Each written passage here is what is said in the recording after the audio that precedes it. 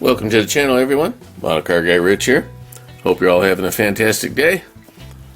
Today I have a 1966 Buick Riviera GS hardtop from AMT. It is kit number 1439. Now, this kit was originally released in 1965 as a new tool, and this particular one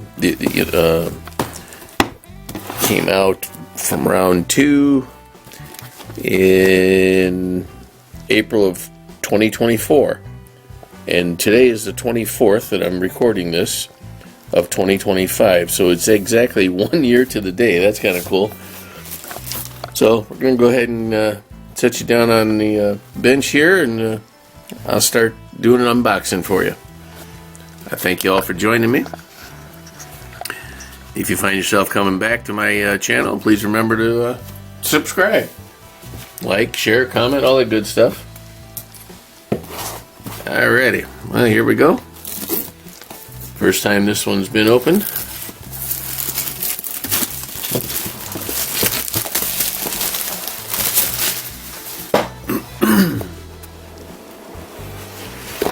Like it when the box opens up easy.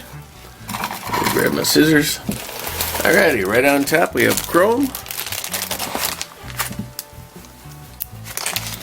Let me go ahead and cut right into that.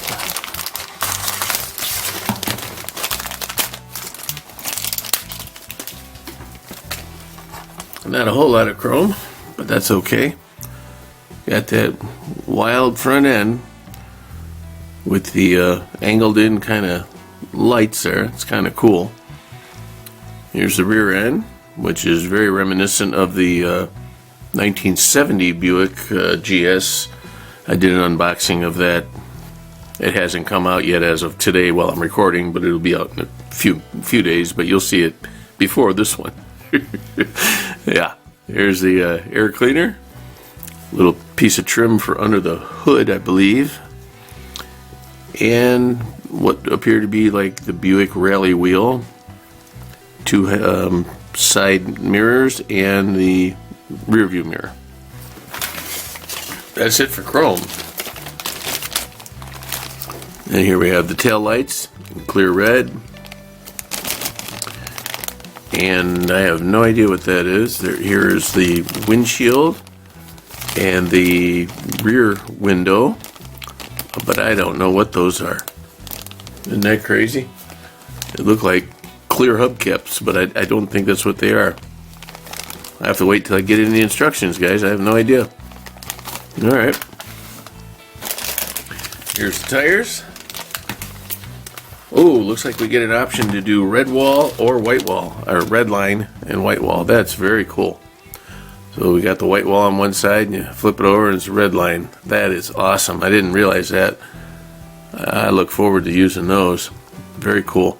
No branding on the tires, but very cool.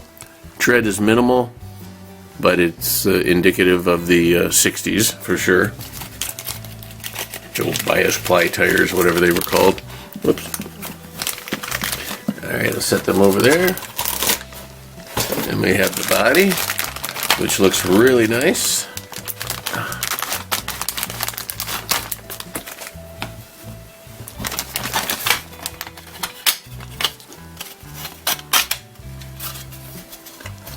There we go. Body is really nice. A lot of nice lines on that. A little bit of flashing, but I mean, that's to be expected. I don't know if they're using the exact same tooling that they used in 65, but if they are, it's been very well protected, very well kept up. We got a little bit of lines here. Need to clean that up.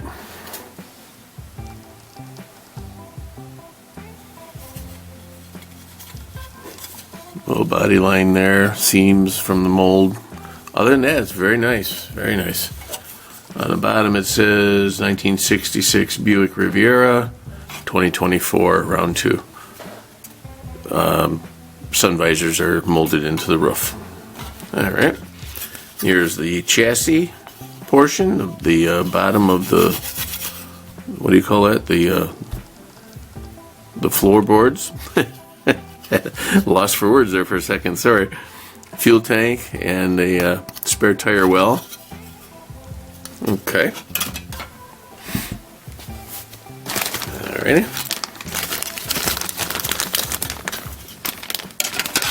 Put that away.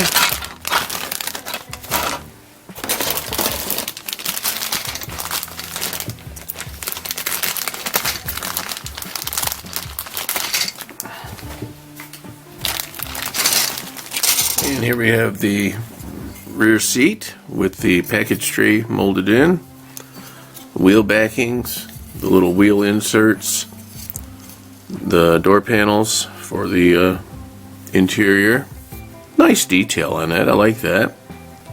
You know, it's not a whole lot of definition, but there's a lot of possibilities there to paint it up, you know, a bunch of different ways. I do like those. And here we have the front seat, which is a bench seat. That's really cool. Here's the back of the front seat. Some coolant lines, it looks like. Heater hoses. Shock absorbers. Really long ones. Some front and rear coil springs. Steering wheel needs a little cleaning up. Front spindles for the wheels. A triple drive shaft. Wow, that's something.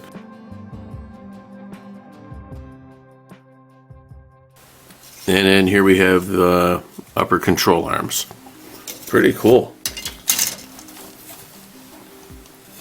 Here's the hood. The plastic feels different on the hood than it does the body.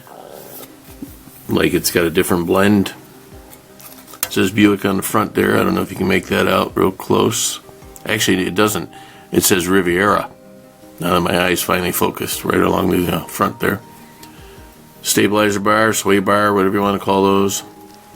Lower control arms and engine cradle thing there. Okay. That's all in that particular bag.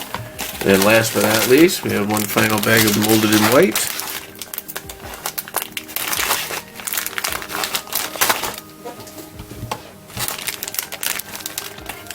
Yeah, this plastic feels different also. Here's the frame, like an X-frame design.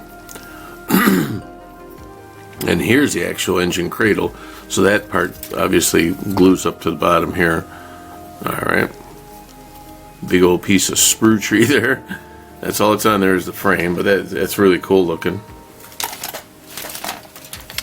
Here are the mufflers and the tailpipes. And resonators or secondary mufflers, whatever you want to call them. This car is really long, apparently. Okay, now these two pieces, I don't know what they are. We have part numbers 38 and 39. They might be trailing arms, or they might be part of the radiator. I'm not sure yet. 38 and 39, I'll have to remember those. License plates, rear end housing, rear cover, and a little linkage there.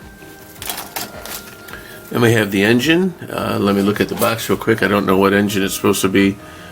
A 425 V8. Wow. That's a big one for 1966. Okay. Here's the radiator, which I think those other two pieces are the top and bottom of that, but I'll check in the instructions when the time comes. Here are the heads. Intake manifold with apparently dual quads going to go on there. Dual carburetors. The valve covers. Oil pan. Exhaust manifolds. Carburetors. Back of an alternator. Starter. Steering column. 5-bladed fan. 1, 2, 3, 4, 5. 6-bladed fan. Engine timing chain cover. With water pump. Some coolant hoses, a firewall, which is very nicely detailed. I do like that, guys. And here's a big old dashboard. Wow, it's like a billboard, man. That thing is huge. Very nice. The details could be a little better defined, but the concept of it is very nice. Also, here's a battery. I don't know if I called that out. And steering linkage, steering gear, and box, and I think that's a little pulley right there. That's very cool. Huh. Okay. So 38 and 39, and then I'm going to look up 50 too, because I think it's a like a harmonic balancer. I'm not sure. And then this is the gas fuel pump. Wow. Again. All right. Here are the decals. I'll go ahead and do those for you. Almost done here, guys.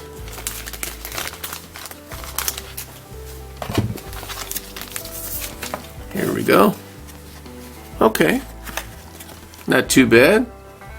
They'd look sharp on a painted white vehicle with that black, or even a yellow would make them things really pop.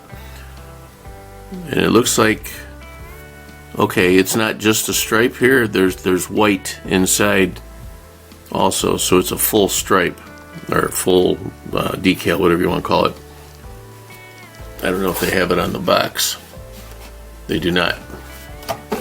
But yeah, that's a full design there. I don't know if the camera's picking it up. You might be seeing it on that angle there.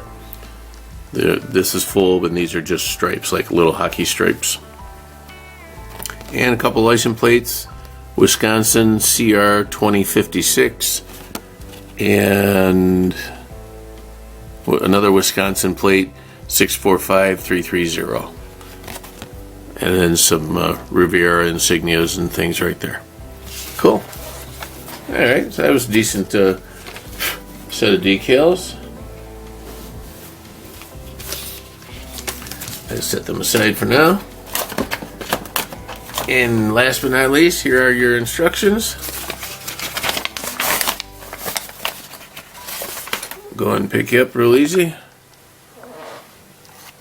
And here we have nothing about the vehicle itself. Maybe the original instructions from 65 had information about the 66 upcoming Buick. Here we got step one, put your engine together with your front cover, oil pan, all that good stuff. I don't see a paint guide on here, so you're left to your own devices. But thankfully nowadays you have Google. You can look up and see what color it should be, or paint it whatever color you'd like it to be. Now, I say that, but of course I haven't gotten to the back of the instructions. It may be there. Here's that stuff. 11 is a power steering pump.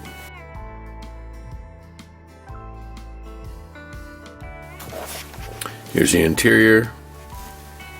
Pretty basic, but very nice. Oh, wait a minute. Now I made a mistake, guys. I called out that one piece as the fuel pump, but actually it is the master cylinder, because I forgot we had single bowl master cylinders back then.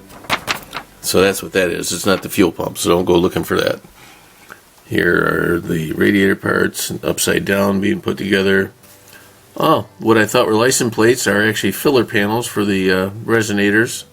And they actually call them resonators. Hey, hey. Alright, there's mufflers. Here's trailing arms, 38 and 39, so that's what those were. They weren't radiator parts. Okay. Upper control arm. I don't know that I've seen that, but I'm sure it's in there somewhere. Drive shaft amazes me, how huge that thing is. It's almost like a truck drive shaft, pickup truck. Put some wheels together, throw your suspension together, upper control arms, lower stuff there, okay. Putting your license plate in, tail lights, bumper, top part, okay. So the part I thought went on the hood is actually the top part of the grill, so it doesn't actually glue to the hood, it goes out right on the grill. Okay.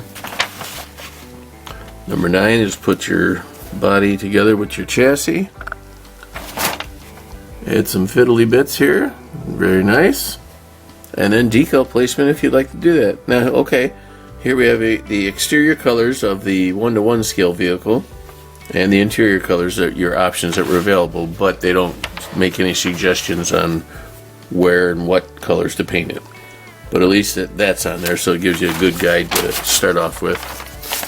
So, okay, folks, I finally got that one done. I was looking forward to this one for quite a while. I picked it up a few weeks back, and, you know, a lot of guys have done this kit already, built it even, but you're just getting my version of it. So this is my unboxing, and in the future I'll do a build.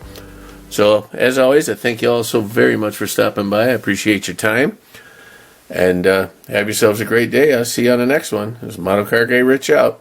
Keep on modeling.